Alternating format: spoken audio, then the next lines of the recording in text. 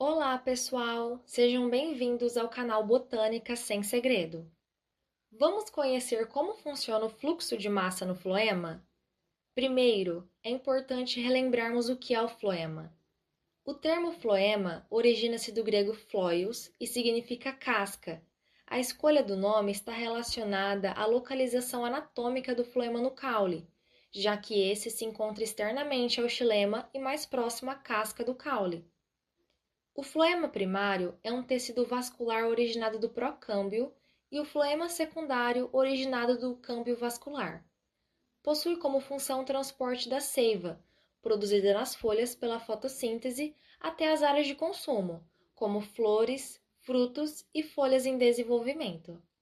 A seiva é constituída por elementos nutritivos como carboidratos, íons e outros solutos. Esse sistema de transporte é composto por células vivas especializadas denominadas elementos crivados, células companheiras, células do parênquima vascular e, em alguns casos, células lactíferas e esclereídeos.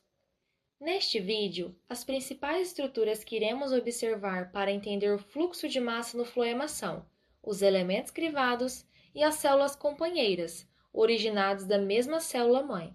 Os elementos crivados são células alongadas que possuem protoplasma vivo, núcleo ausente ou incipiente, e carece de tonoplastos, ou seja, não há limite entre o vacúolo e a membrana plasmática.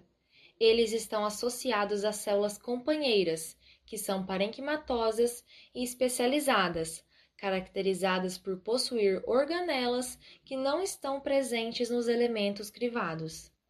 É importante destacar que a palavra crivado significa a presença de poros. Mas vamos falar do que nos interessa: o fluxo de massa do floema.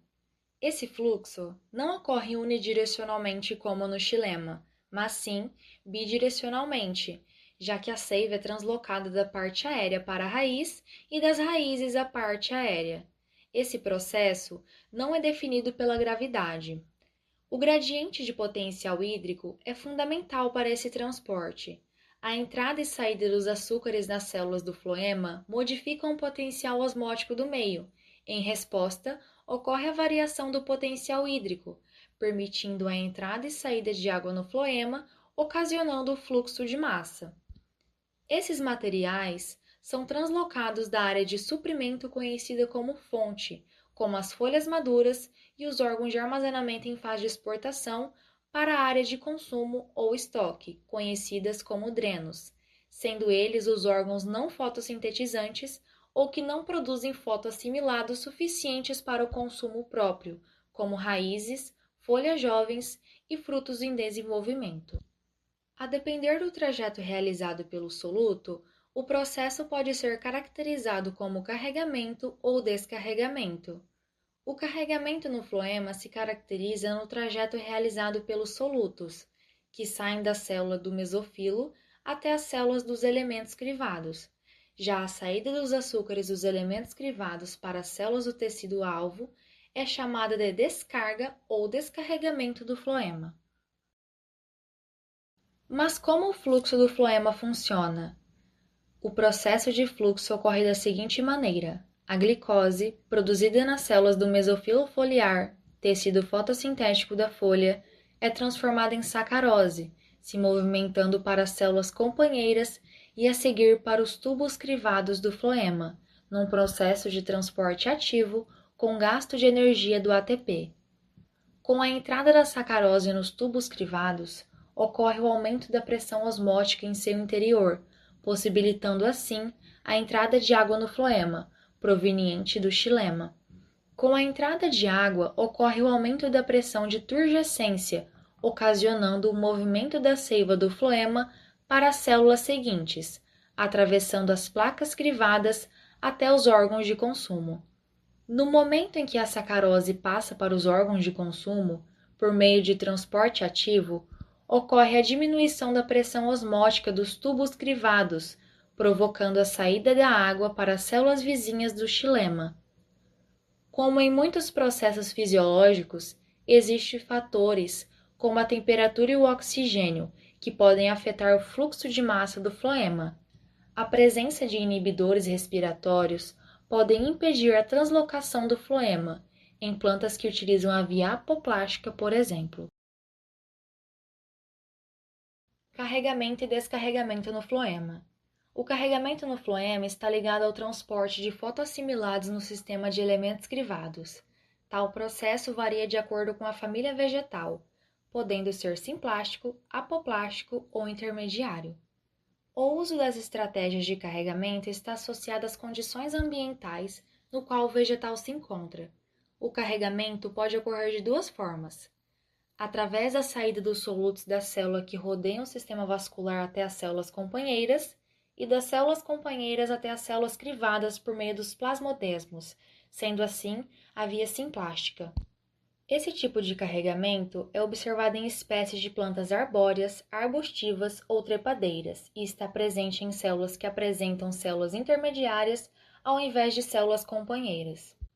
As células presentes na via simplástica possuem riqueza de conexões plasmodesmáticas com as células do mesofilo. As plantas que apresentam essa via de transporte podem carregar outros tipos de açúcares chamados de oligossacarídeos.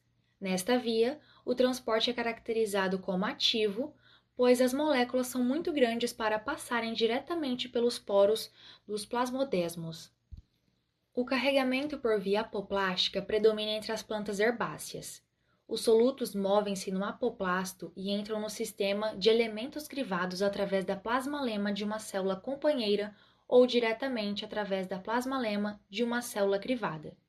Inicialmente, ocorre o transporte da sacarose da célula do mesofilo para o apoplasto, próxima à célula companheira, envolvendo uma proteína carregadora de sacarose, ao qual utiliza o mecanismo antiporte que aproveita o menor pH do apoplasto para a saída da sacarose da célula do mesofilo para o apoplasto juntamente com a entrada de íons de hidrogênio, que proporciona a energia utilizada no transporte da sacarose.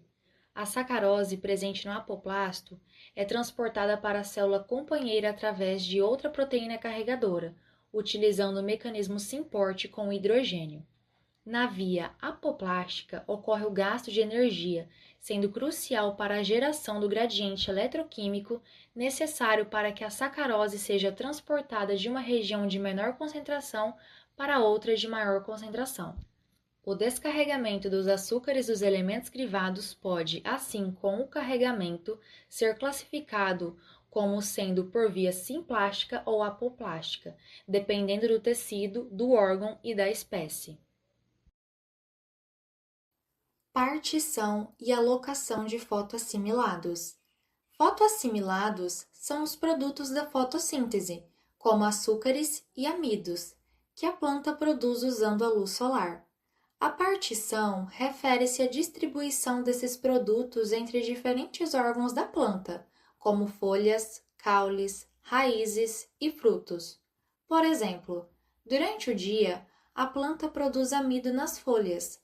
À noite, esse amido é transformado em sacarose, um tipo de açúcar, e enviado para outras partes da planta, como as raízes ou frutos, onde pode ser armazenado ou usado. A maneira como a planta distribui os produtos da fotossíntese entre seus diferentes órgãos, como folhas, caules e raízes, é chamada de partição.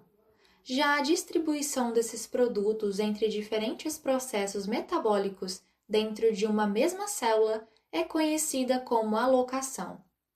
A alocação, por outro lado, é como a planta decide usar esses produtos dentro de suas células. É como decidir se vai gastar o seu dinheiro em doces, brinquedos ou economizar. Dentro de uma célula, a planta pode usar os produtos da fotossíntese para fazer mais amido, que fica armazenado no cloroplasto, ou para fazer sacarose, que é enviada para fora do cloroplasto para outras partes da célula. A força do dreno. Também existe outro processo envolvido, que é a força do dreno. O processo determina para onde a planta enviará mais produtos da fotossíntese.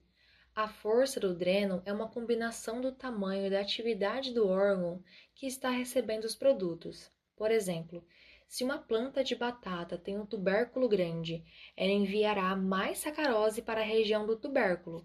Isso ajuda a planta a crescer melhor e produzir mais batatas. E para finalizar, que tal uma curiosidade?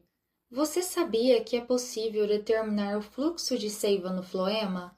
A medição do fluxo de seiva é um método usado para avaliar o uso da água nas plantas de forma confiável e aplicada rotineiramente em estudos ecofisiológicos de plantas.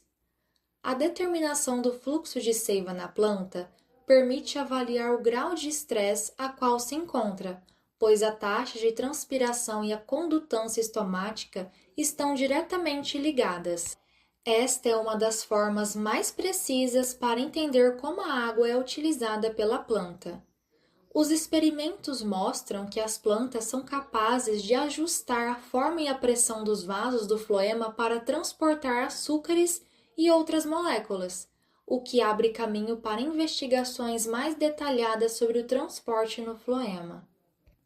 Os biólogos que atuam em diversas áreas, desde a pesquisa básica até em aplicações práticas, sejam elas no campo da agricultura, conservação e biotecnologia, têm contribuído para o avanço do conhecimento científico e a solução de problemas ambientais e agrícolas, ajudando a entender como se dá a adaptabilidade das plantas ao estresse abiótico causado pela variação da disponibilidade hídrica e os mecanismos de plasticidade através dos quais as plantas se comportam a condições ambientais diversas. Esperamos que tenha gostado do vídeo, deixe seu like, comente, compartilhe e se inscreva em nosso canal. Até a próxima!